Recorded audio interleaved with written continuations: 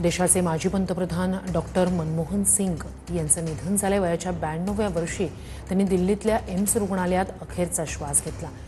3 April 2024 ही त्यांची संसदीय राजकारणाचा शेवटचा दिवस होता।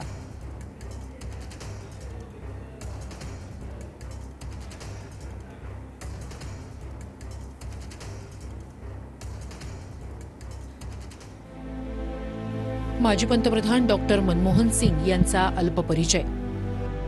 2004 ते 2014 पर्यंत भारताचे सलग 10 वर्ष पंतप्रधान।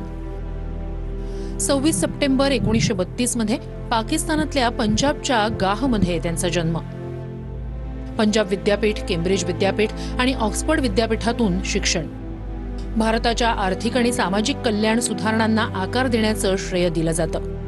1991 मध्ये पी.व्ही. नरसिंह राव यांच्या मंत्रिमंडळात ते केंद्रीय अर्थमंत्री होते। वाणिज्य आणि उद्योग मंत्रालयाचे सल्लागार म्हणून नोकरशाहीची कारकीर्द सुरू झाली। 1966 ते 69 या कालावधीत संयुक्त राष्ट्रांसाठी काम करत होते।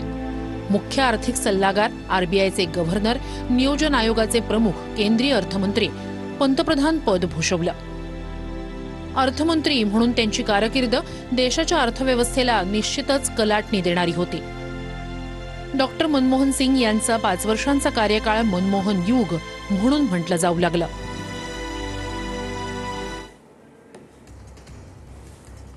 देशाचे